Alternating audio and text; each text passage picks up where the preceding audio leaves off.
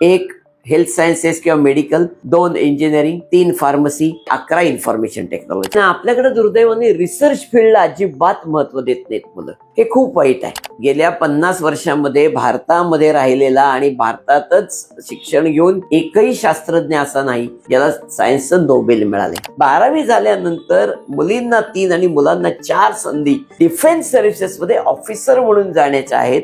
Arm forces medical college Hadapsar, AFMC, अख्ख्या भारतात एकच कॉलेज जिथं फ्री मेडिकलचा कोर्स आहे. आता 28 मेला NDAची जाहिरात येते. त्यामुळे आता जी 12वी झालेली मुलं आहेत त्यांना कदाचित संधी अजून एकदा या सप्टेंबर मध्ये मिळेल, प्रोव्हायडेड ते वयात बसत असतील. Food technology, agricultural biotechnology, fisheries, फक्त CET, PCB किंवा PCM ही कुठलीही दिलेली पुरते. MBBS सोडून वैद्यकीय क्षेत्रात जर त्यांना जायचं असेल तर त्यांनी कुठले मार्ग स्वीकारावेत? ज्या MBBS ला मुलांना इथे 5.5 वर्ष लागतात ती तिथे 8 वर्ष लागतात. मेडिकल म्हणजे MBBS हे पहिलं डोक्यातनं काढायला पाहिजे. अहो, BMS म्हणजे आयुर्वेदिक, BHMS म्हणजे होमिओपॅथी, हे पण डॉक्टरच आहेत ना. व्हेटरनरी डॉक्टरला जेवढ्या संधी आहेत तेवढ्या माणसांच्या डॉक्टरला सुद्धा नाहीत. बाळणपण झालेल्या बाईपासून ते बायपास झालेल्या बाबापर्यंत प्रत्येकाला द्यायची अल्टरनेट थेरपी, फिजिओथेरपी. मुलींसाठी चांगला कोर्स.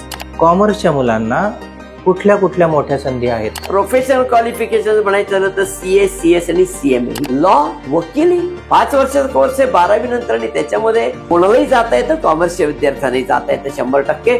वेगळी CET आहे त्याची, पण त्या CET ला विषय काय? ना आर्ट्स आहे, ना कॉमर्स आहे, ना सायन्स आहे. 12वी आर्ट्स 12वी कॉमर्सची पोरं पण IIT जाऊ शकतात. Product designing, interior designing, fashion designing, communication designing असे डिझायनिंगचे पण प्रकार आहेत. हॉटेल मॅनेजमेंट सारखं फील्ड आहे, कुणीही जाऊ शकतं. 12वी नंतर आता 5 वर्षाचा MBAचा कोर्स पण आलाय. AI च्या दृष्टीने आवश्यक असणारे कोर्सेस कुठले आहेत? AI मुळे अनेक जॉब जाणार आहेत असं जे म्हणतायत त्याच्यात तथ्य आहेच. इथं 12वी नंतर पोराला कळत नाही हो, मेकॅनिकल ब्रांच घेऊ का, इलेक्ट्रिकल घेऊ का, इलेक्ट्रॉनिक घेऊ का, कॉम्प्युटर घेऊ का, सिव्हिल. आर्किटेक्चरचं असं आहे की आर्किटेक्चरला जाण्याकरता एक एक्झाम द्यावी लागते, त्याचं नाव आहे नाटा, की ज्याला या पारंपरिक विषयात फारसा रस नाही त्यांनी ITI ला नक्की जावं, कारण तो 2 वर्षांमध्ये एक स्किल शिकतो.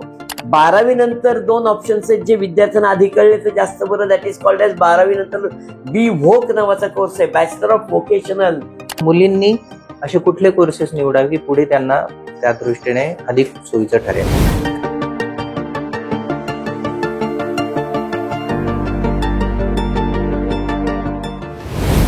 नमस्कार, मी राहुल शिंदे आणि आपण पाहत आहात तेजू वार्ता.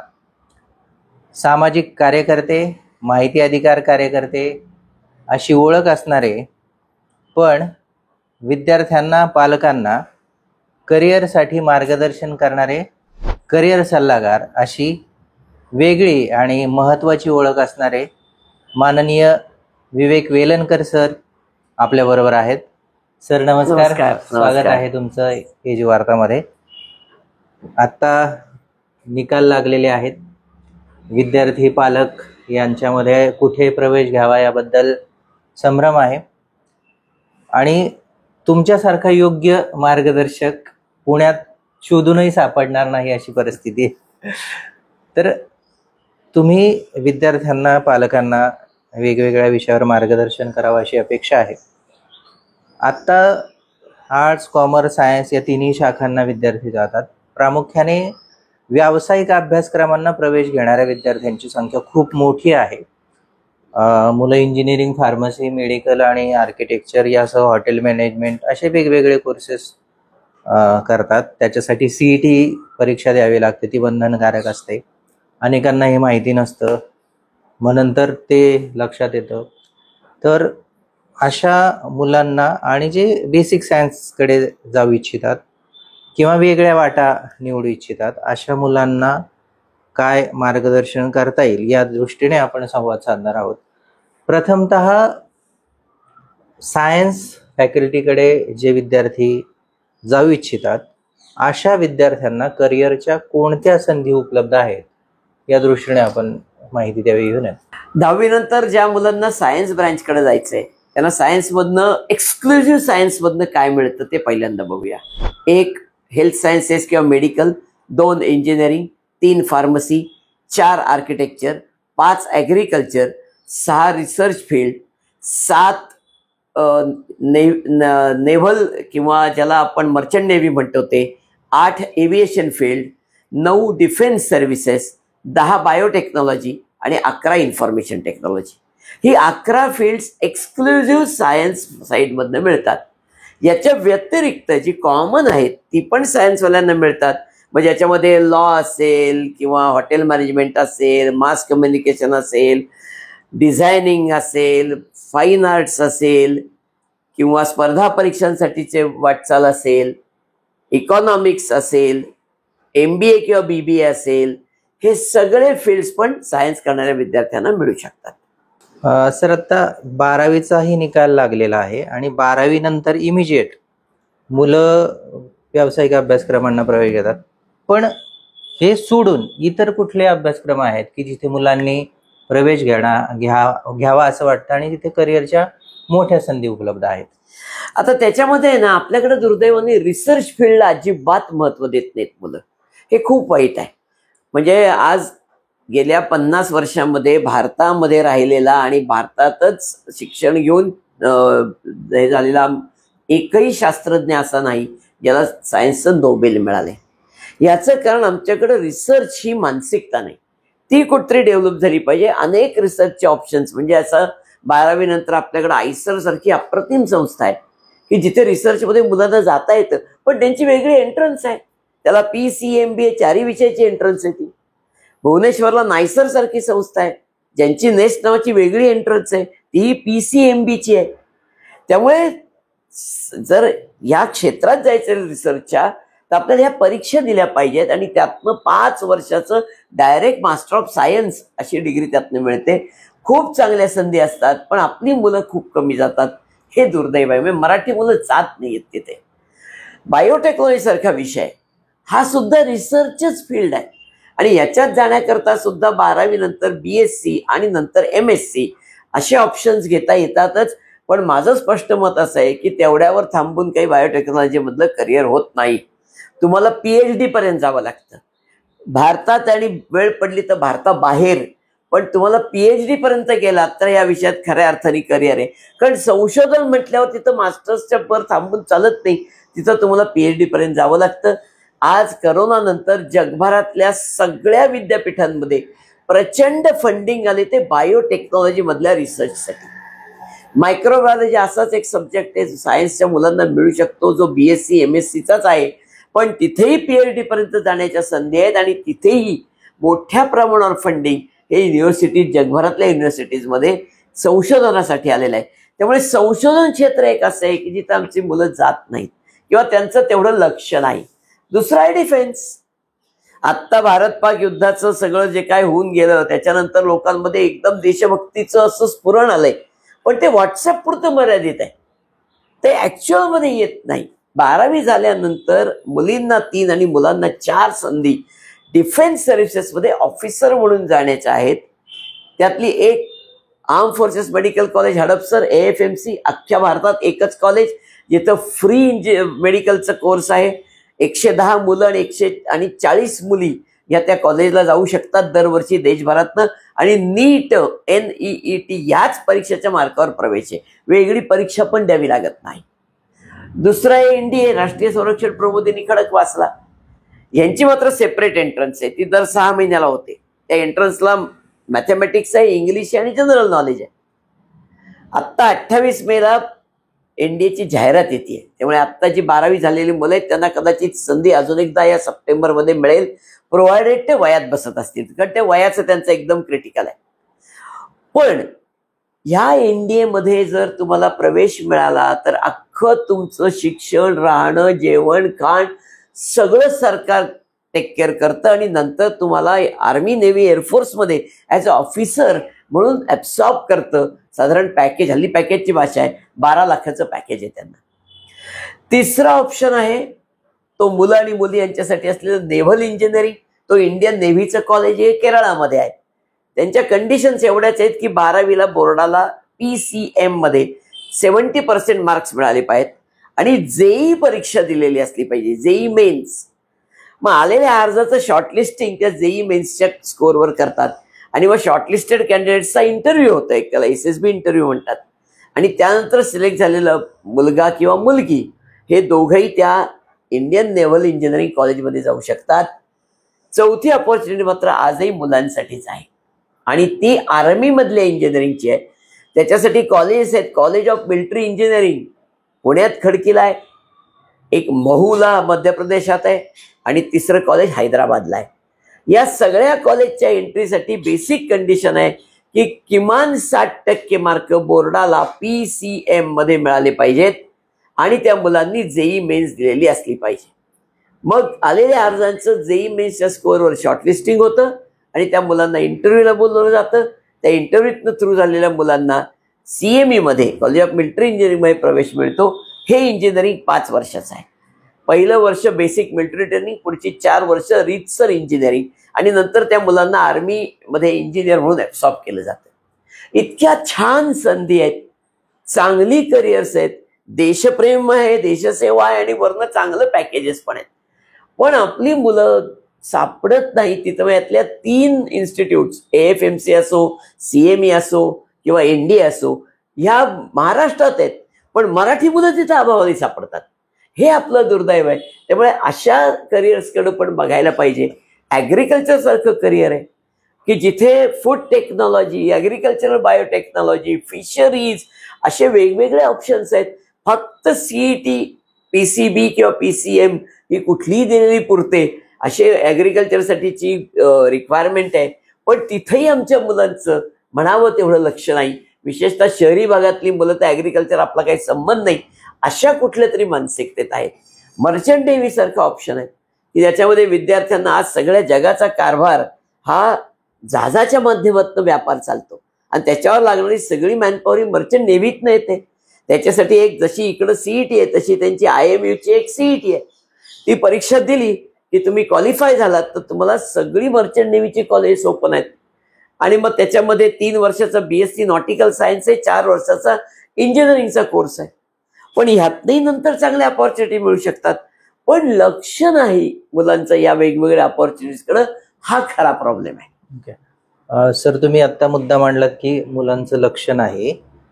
बेसिकली असंही होतं की मुलं नीट परीक्षा देतात आणि MBBSला ॲडमिशन घेण्याची त्यांची इच्छा असते, पण आपण पाहिलं देशभरामध्ये मेडिकलची कॉलेजेस खूप कमी आहेत. मग MBBS सोडून वैद्यकीय क्षेत्रात जर त्यांना जायचं असेल तर त्यांनी कुठले मार्ग स्वीकारावेत, कुठले अभ्यासक्रम घ्यावेत आणि परदेशात जाणं योग्य आहे का? कारण युक्रेनसारखी जी घटना घडली त्यानुसार परदेशात मेडिकलच्या शिक्षणासाठी जाणं कितपत योग्य आहे, तुम्ही काय सांगाल? नाही, मुळात परदेशातलं मेडिकल शिक्षण याच्यावर आधी बोलतो की हे शिक्षण घ्यायला तुम्हाला कॉस्ट आहेच, कारण परदेशात राहायचंय, परदेशातलं फी भरायची आहेत. दुसरं तिथून इथं परत तिथल्या तिथंच तुम्हाला बाहेर जायचं, तिकडंच मेडिकलची प्रॅक्टिस करायची तर काहीच प्रॉब्लेम नाही, छान आहे. पण तिकडून इकडं परत यायचं आणि इथे पुढे शिकायचे म्हणा, प्रॅक्टिस करायची म्हणा, असं असेल तर इथं आल्यावर तुम्हाला भारत सरकारची एक वेगळी परीक्षा द्यावी लागते की तुम्ही आमच्या MBBSला योग्य आहात का नाही. मग त्याच्यात वर्षभर जातं पोरांचं त्या अभ्यासामध्ये. त्यानंतर मुलांना 1 वर्षाची भारतातली इंटर्नशिप करावी लागते. म्हणजे हा जर हिशोब काढला तर तिकडचं 6 वर्षाचं एज्युकेशन प्लस ही किमान 2 वर्ष, म्हणजे ज्या MBBSला मुलांना इथे 5.5 वर्ष लागतात ती तिथे 8 वर्ष लागतात, म्हणजे तिथून इथं आल्यावर. सो ते तसं कॉस्टलीच जातं, हे लक्षात घेतलं पाहिजे. दुसरी गोष्ट, मेडिकल म्हणजे MBBS हे पहिलं डोक्यातनं काढायला पाहिजे. अहो, BAMS म्हणजे आयुर्वेदिक, BHMS म्हणजे होमिओपॅथी, हे पण डॉक्टरच आहेत ना, त्यांनाही डॉक्टरकीचीच डिग्री मिळते, त्यांनाही खूप चांगल्या संधी आहेत. आणि आता बघा, कोरोना काळात आपण सगळ्यांनी भरपूर काढे प्यायले ना, आयुर्वेदिकच होते ते. आणि लोकांची मानसिकता आता बदलतीये. आता प्रिव्हेंटिव्ह मेडिसिनकडे लोक जायला लागलीत की रोग होऊ नये म्हणून काय करता येईल, आणि तिथे आयुर्वेदिक, होमिओपॅथी चांगलं काम करू शकतात. सो डॉक्टरकीमध्ये आयुर्वेद ऑप्शन आहे, होमिओपॅथी ऑप्शन आहे, कमी नीट स्कोअरला प्रवेश मिळू शकतो. व्हेटरनरी सायन्स, त्याला मराठीतलं नाव वाईट आहे, जनावरांचा डॉक्टर म्हणतात, पण त्यालाही चांगल्या ऑपॉर्च्युनिटीज आहेत. फक्त गव्हर्नमेंटची 5 कॉलेज आहेत, नीटच्या स्कोअरवर ऍडमिशन आहे, पण 400-450 सुद्धा ऍडमिशन मिळू शकते नीटच्या. आणि आज व्हेटरनरी डॉक्टरला जेवढ्या संधी आहेत तेवढ्या माणसांच्या डॉक्टरला सुद्धा नाहीत. Poultry industry, dairy industry, pharma industry याच्या बरोबरीने बँका, इन्शुरन्स कंपन्या हे सुद्धा वेटरनरी डॉक्टर घेत आहेत. कारण बँकेला जेव्हा एखाद्या पोल्ट्री किंवा डेअरीला लोन द्यायला लागतं किंवा इन्शुरन्स त्याचा काढायला लागतो इन्शुरन्स कंपनीला, त्यावेळी तिथल्या जनावरांचं हेल्थ स्टेटस कोण चेक करणार? ब्रँच मॅनेजर नाही चेक करू शकत, त्याला वेटरनरी लागतो. म्हणून तिथेही एम्प्लॉयमेंट आहे. याशिवाय गव्हर्नमेंटमध्ये मोठं डिपार्टमेंट आहे जिथे मोठ्या प्रमाणावर वेटरनरी डॉक्टर लागत आहेत. त्या व्यतिरिक्त स्वतःची वेगळी प्रॅक्टिस करता येते. सो हाही एक चांगला ऑप्शन म्हणून त्याकडे बघता येईल. Paramedical, physiotherapy, speech therapy, occupation therapy. आज कोलिफी टेक्निक कोण ठरवतं? त्याचा फिजिओथेरपिस्ट ठरवतो. आणि मग बाळणपण झालेल्या बाईपासून ते बायपास झालेल्या बाबापर्यंत प्रत्येकाला द्यायची अल्टरनेट थेरपी फिजिओथेरपी. आणि सगळ्यात महत्वाचं म्हणजे इमर्जन्सीज नाही, त्यामुळे मुलींसाठी चांगला कोर्स. फिजिओथेरपीमध्ये मास्टर्स पर्यंत गेलात तर भारतातच नाही, भारताबाहेर पण संधी मिळू शकतात. खूप आपले फिजिओथेरपिस्ट अगदी युरोपात सुद्धा आहेत. हे सगळे ऑप्शन्स मेडिकलचेच आहेत, हे आम्ही कुठेतरी लक्षात ठेवलं पाहिजे. फक्त MBBS म्हणजे मेडिकल हे डोक्यातनं काढायची वेळ आलेली आहे. धन्यवाद सर. खूप महत्त्वाचा मुद्दा आणि विद्यार्थ्यांना लक्षात राहील आणि त्यांना वेगळ्या संधी घेता येतील अशा तुम्ही माहिती सांगितलेली आहे. त्याचबरोबर आता वाणिज्य शाखेच्या विद्यार्थ्यांना खूप मोठ्या संधी असतात. सगळं काही अडकले ते GSTच्या भोवती अडकलेलं आहे. अनेक CS, CS सारख्या परीक्षा त्यांना आहेत. कॉमर्सच्या मुलांना कुठल्या कुठल्या मोठ्या संधी आहेत, काय सांगाल? हे बघा, प्रोफेशनल क्वालिफिकेशन म्हणायचं झालं तर CA, CS आणि CMA ही 3 प्रोफेशनल क्वालिफिकेशन्स आहेत. सगळ्यांचं साधारण स्ट्रक्चर एकच आहे. पहिली फाउंडेशन एक्झाम, ती पास झाल्यावर इंटरमिजिएट एक्झाम, ती पास झाल्यावर final exam. In the mean while त्यांना 2 वर्षाचं आर्टिकलशिप करणं कंपल्सरी आहे.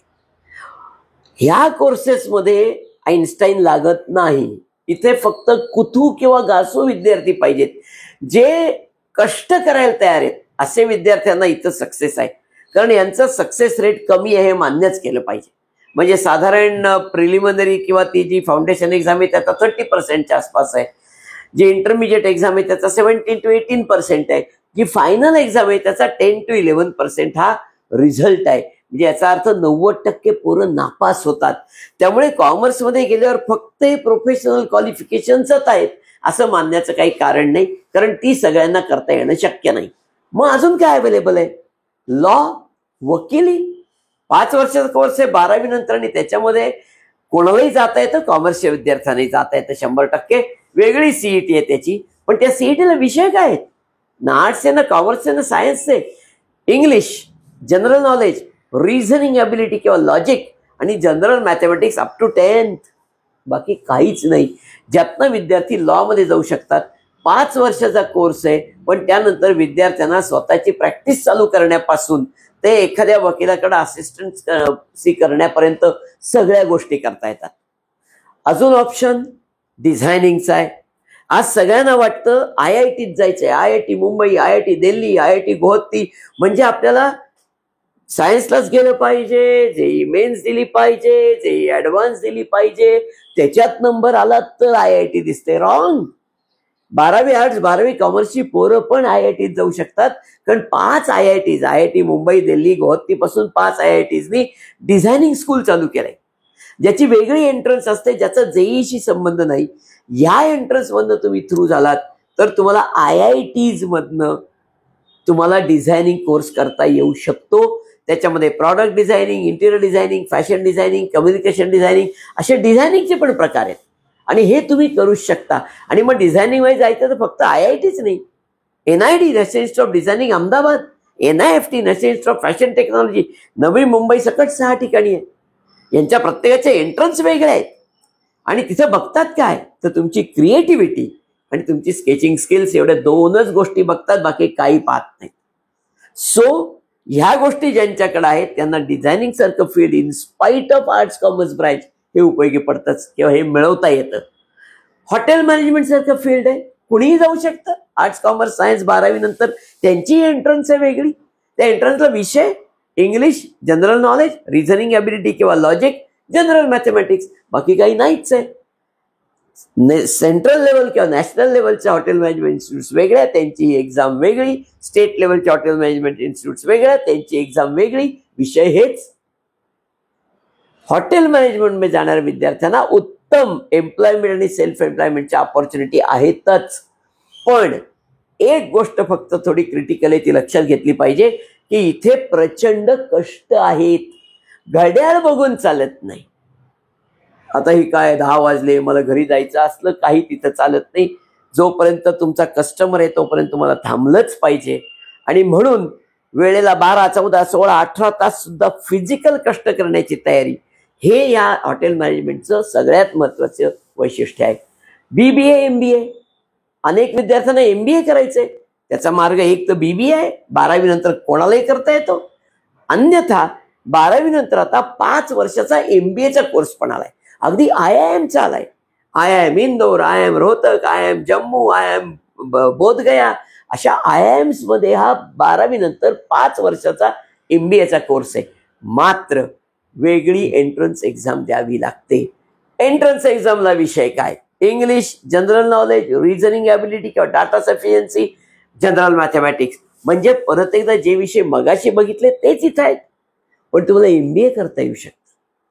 सो कॉमर्सच्या विद्यार्थ्यांना अनेक ऑपॉर्च्युनिटी या CA, CS, CMA शिवाय सुद्धा आहेत, हे आपण समजून घेतलं पाहिजे. धन्यवाद सर. एक महत्वाचा प्रश्न आता येतो आहे की आता आपण म्हणतो की AI युग आलेलं आहे आणि AI मुळे बऱ्याच गोष्टी बदलत आहेत. अगदी बरोबर आहे. तर AIच्या दृष्टीने आवश्यक असणारे कोर्सेस कुठले आहेत? जसं डेटा सायन्सकडे जाणारी मुलं खूप मोठ्या प्रमाणात वाढत आहेत. असे कुठले कोर्सेस आहेत की जिथे मुलांनी जावं असं तुम्हाला वाटतं? याच्यात 2 भाग आहेत. एक तर डेटा सायन्स किंवा AI याच्यामध्येच तुम्ही ग्रॅज्युएशन केलं, त्याची इंजिनिअरिंग अवेलेबल आहेत, तर मग तुम्ही अर्थातच त्या फील्डमध्ये तुम्ही भरतीच असणार. पण वन मस्ट ऑल्सो नो की डेटा या AI मुळे अनेक जॉब जाणार आहेत असं जे म्हणतायत त्याच्यात तथ्य आहेच. कुठले जॉब जाणार आहेत? रिपिटेटिव्ह नेचरचे जॉब जाणार आहेत. म्हणून ज्या जॉब्समध्ये किंवा ज्या करिअर्समध्ये स्किल लागतं अशी कुठलीही करिअर्स AI खाणार नाही. AI त्यांचा मदतगार होईल. से फॉर एक्झाम्पल लॉ आहे, हेल्थ सायन्सेस आहेत, डॉक्टर्स आहेत, नर्सेस आहेत, हे AI नाही करू शकत काम. तुम्हाला वकील जो डोकं चालवून सल्ले देतात ते AI नाही करू शकणार.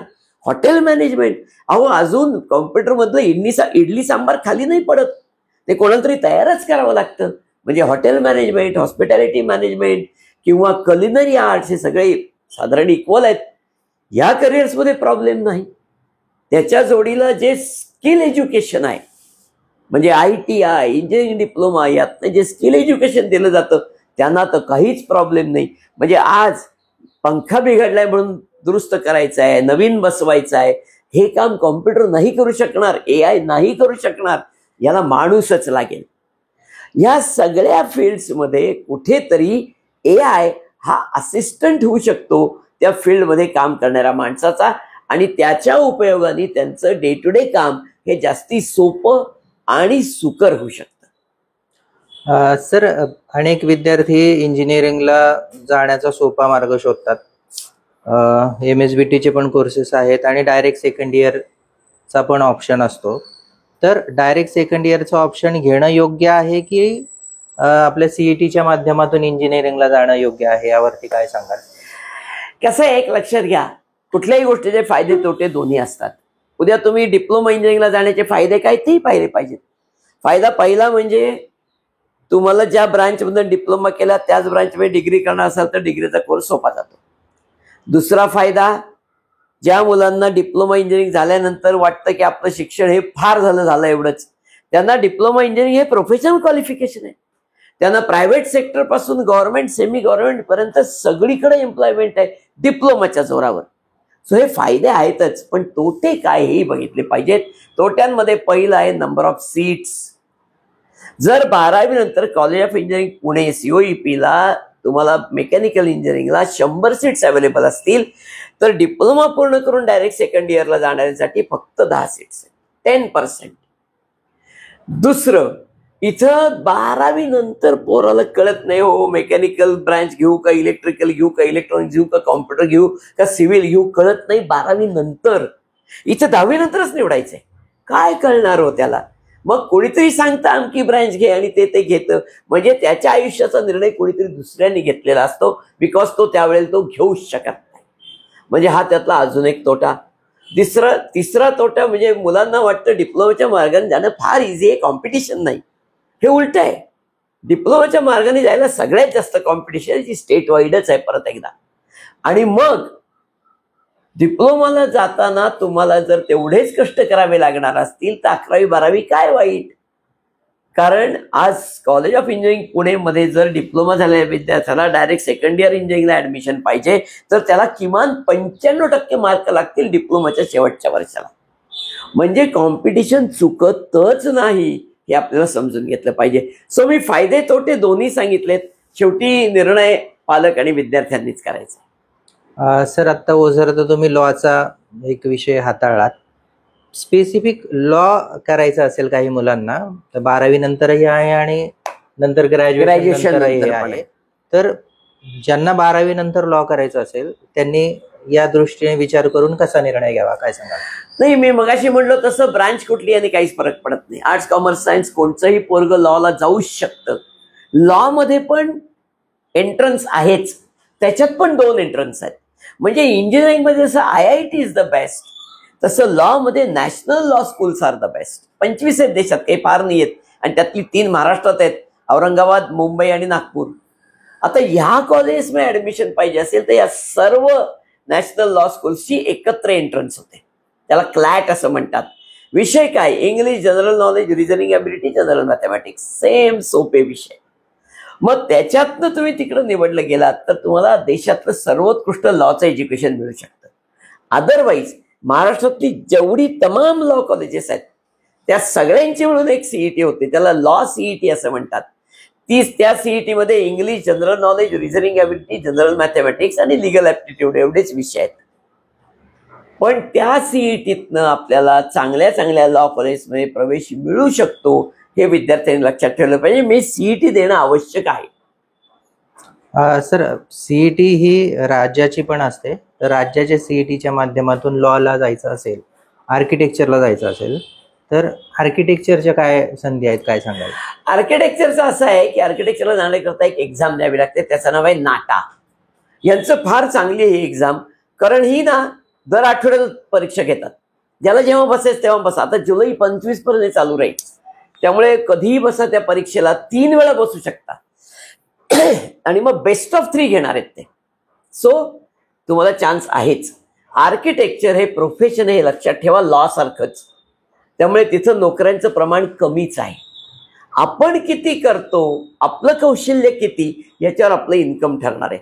5 वर्षाचा रिगरस कोर्स आहे 12वी नंतर आर्किटेक्चर. याच्याबद्दल आपल्याला माहिती घेतली पाहिजे.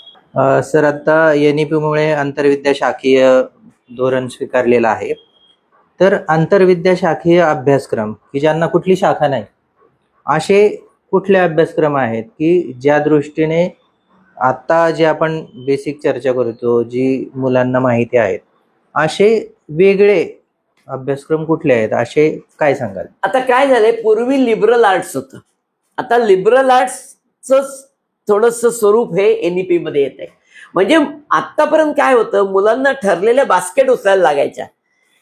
PCMची बास्केट म्हणजे PCMची बास्केट, PCBची बास्केट म्हणजे PCBची बास्केट. मला त्यातलं P नको किंवा C नको असं म्हणून चालायचं नाही. इथे काय झालंय त्यांनी मॉल म्हणलाय. मॉल जा फिजिक्स घेतलं इकडनं इकॉनॉमिक्स घेतलं, इकडं जाऊन सायकोलॉजी घेतलं, इकडं जाऊन इंग्लिश घेतलं आणि मग तुमचा तुम्ही बुके तयार केला आणि तो बुकेचा तुम्ही अभ्यास करू शकता ग्रॅज्युएशन पर्यंत. हे जे तुम्हाला मिळालं मग त्यात मेजर मायनॉर असे पण ऑप्शन्स आलेत. एखादा मेजर सब्जेक्ट, एखादा मायनॉर सब्जेक्ट. ह्या सगळ्यामध्ये कुठेतरी विद्यार्थ्याला मल्टीफॅसेटेड एज्युकेशन मिळतं ज्यातनं त्याला अगदी ग्रॅज्युएशन पर्यंत ठरवता येतं की मला यातल्या नक्की कशात करायचंय, जे आम्हाला इथं 12वी नंतरच ठरवायला लागतं. सो NEPनी हे मोकळं करून दिलंय. अजून एक NEP म्हणते जे आमच्याकडे इम्प्लिमेंट अजून होत नाहीये ते म्हणजे आर्टिकलशिप किंवा इंटर्नशिप ही सगळ्या कोर्सेसला असली पाहिजे. म्हणजे विद्यार्थ्यांनी फक्त थेअरी शिकायची नाही, त्यांनी त्याच्या जोडीला काम केलं पाहिजे, अनुभव घेतला पाहिजे, वेगवेगळ्या इंडस्ट्रीजमध्ये जाऊन, वेगवेगळ्या कमर्शियल आस्थापनांमध्ये जाऊन. हे अपेक्षित आहे NAP मध्ये. पण अजून त्याचं इम्प्लिमेंटेशनच इतक्या बेसिक लेवलला आहे की अजून किती वर्ष लागतील भगवान जाणे. सर, आता 10वीचाही निकाल लागलेला आहे. प्रामुख्याने बरेचशी मुलं लवकर जॉब किंवा आपला स्वतःचा व्यवसाय या दृष्टीने ITI असे वेगवेगळे ट्रेड निवडतात आणि तिकडे ऍडमिशन घेतात. त्या विद्यार्थ्यांना तुम्ही काय सांगाल? नाही, बेसिकली मी असं सांगतो की ITI ला कोणी जावं की ज्याला ह्या पारंपरिक विषयात फारसा रस नाहीये, त्यांनी ITI ला नक्की जावं. कारण तो 2 वर्षामध्ये एक स्किल शिकतो. 1 वर्ष पुढे त्याला इंटर्नशिप करायला मिळते कंपन्यांमध्ये. सो ते शिकलेलं स्किल तो वापरून पण बघतो की जेणेकरून तो वेगवेगळ्या सेक्टरमध्ये काम करायला तयार होतो. आम्ही मेक इन इंडियाची स्वप्न बघतोय, त्याच्यासाठी जे मोठ्या प्रमाणावर मॅनपॉवर लागणार ती ही आहे सगळी. सो यांचं वैशिष्ट्य म्हणजे यांना 2 वर्षात पायावर उभं राहता येतं. That is very important. Diploma इंजिनिअरिंगचा आहे, तोही 3च वर्षाचा आहे. त्याच्यातनंही मुलांना स्किल एज्युकेशन मिळतं, मुलं आपापलं पुढचं आयुष्य चालू करू शकतात. 12वी नंतर 2 ऑप्शन्स आहेत जे विद्यार्थ्यांना आधी कळले तर जास्त बरं. दॅट इज कॉल्ड एज 12वी नंतर BVOC नावाचा कोर्स आहे, बॅचलर ऑफ व्होकेशनल. याच्यामध्ये पण अनेक ऑप्शन्स आहेत. म्हणजे रिटेल मॅनेजमेंट पासून, सोलर टेक्नॉलॉजी पासून ते अगदी मोबाईल च्या सेक्टरपर्यंत वेगवेगळे ऑप्शन्स आहेत. त्याच्यामध्ये रेफ्रिजरेशन, एअर कंडिशनिंग सारखा ऑप्शन आहे. आज मार्केटमध्ये इतकी गरज आहे रेफ्रिजरेशन, एअर कंडिशनिंग मध्ये ज्यांचं ग्रॅज्युएशन झालंय अशा तज्ज्ञ माणसांची. पण हे व्होकेशनलचे कोर्सेसच असे आहेत की 40% थेअरी, 60% प्रॅक्टिकल. म्हणजे मुलांना प्रॅक्टिकल ओरिएंटेड एज्युकेशन NEP मध्ये खरं म्हणजे हेच सांगितलंय ते आपल्या BVOC मध्ये हे खऱ्या अर्थाने अनुभवायला मिळतं. या विद्यार्थ्यांना रोजगार आणि स्वयंरोजगार दोन्हीच्या भरपूर संधी यानंतर उपलब्ध होतात. सर, आता तुम्ही अनेक वेगवेगळ्या कोर्सच्या संदर्भात सांगितलं. प्रामुख्याने राज्य शासनाने मुलींच्या शिक्षणावर भर द्यावा म्हणून मुलींचं शिक्षण मोफत केलेलं आहे, व्यावसायिक शिक्षण त्यांना मोफत केलेलं आहे. मुलींनी आता ते अडकून पडतात प्रामुख्याने फॅशन डिझायनिंग आणि इतर काही कोर्सेसमध्ये. तर मुलींनी असे कुठले कोर्सेस निवडावे की पुढे त्यांना त्या दृष्टीने अधिक सोयीचं ठरेल? खरं सांगू का, आता मुलींना वेगळं असं काहीच नाही, मुलं मुली असं काही नाही. मुलींना सगळे कोर्सेस करता येतात. म्हणजे आपण जेवढे मगाचपासून कोर्स बघतोय यातला एकही कोर्स असा नाही जे मुलगी करू शकत नाही. पण त्यांनाही लवकर स्वतःच्या पायावर उभं राहायचं असेल तर त्याकरता त्यांना सुद्धा वेगवेगळे, म्हणजे असं नर्सिंगचा कोर्स आहे, GNM हा डिप्लोमा नर्सिंग कोर्स आहे, किंवा BSc नर्सिंग हा 4 वर्षाचा नर्सिंगचा कोर्स आहे. पण भारतातच नाही, परदेशात संधी मिळू शकते. किंवा आपल्याकडं एक MKCL, महाराष्ट्र नॉलेज कॉर्पोरेशन लिमिटेडचा एक कोर्स आहे. त्यांनी काय केलंय, 12वी नंतर कुठल्याही ब्रँचमधनं मुलगा मुलगी कुणीही असू दे त्यांना IT इन्फ्रास्ट्रक्चर डेव्हलपमेंटचा हा कोर्स दिलाय, जो ती मुलं इंडस्ट्रीत जाऊनच करतात, तिथंच अनुभव घेतात, स्टायपेंड मिळतो त्यांना. 3 वर्षाचा अनुभव, 3 वर्षाचा स्टायपेंड, वरून 3 वर्षाची डिग्री, अशा प्रकारचा उत्तम कोर्स आहे. असे सगळे वेगवेगळे कोर्सेस हे मुलींना शॉर्ट टर्म पासून लॉंग टर्म पर्यंत व्यवस्थित उपलब्ध आहेत आणि त्यांनाही त्यांचं करिअर चांगलं करण्याच्या संधी नक्कीच आहेत. सर, स्पेसिफिक डेंटल हा खूप महत्वाचा विषय. परदेशात दाताचे डॉक्टर खूप हवे असतात. तर तुम्ही मेडिकलच्या विषयी सांगितलं, डेंटल विषयी काय सांगा? आता काय आहे, नीटचे मार्क महत्वाचे आहेतच, म्हणजे नीटवरच ऍडमिशन आहे. आणि डेंटलची पण गव्हर्नमेंट कॉलेजेस खूप कमी आहेत. म्हणजे 1000-1200 जागाच फक्त गव्हर्नमेंट कॉलेजला आहेत. आणि त्या जसं आपल्याकडे ॲलोपॅथीच्या जागा ह्या अगदी वर, म्हणजे 750-750च्या आसपास भरतात. त्याच्यात थोडंसं खाली डेंटल क्लोज होतं, 5-25 मार्क कमी. म्हणजे डेंटलला जायचं असेल तरी सुद्धा आपल्याला खूप मार्क नीटला पडणं अत्यंत आवश्यक आहे, हे विद्यार्थ्यांनी लक्षात ठेवलंच पाहिजे. सर, धन्यवाद. तुम्ही विद्यार्थ्यांना, त्यांच्या पालकांना योग्य मार्गदर्शन, वेगवेगळ्या प्रश्नांची उत्तरं देऊन केलं. या मुलाखतीमुळे अनेक विद्यार्थ्यांना करिअर निवडण्यासाठी खूप मोठी संधी फायदा होईल असं आपण इथे सांगू शकतो. आपण एजू वार्ताशी संवाद साधलात त्याबद्दल आपले मनपूर्वक थँक्यू धन्यवाद. थँक्यू सर थँक्यू धन्यवाद. थँक्यू.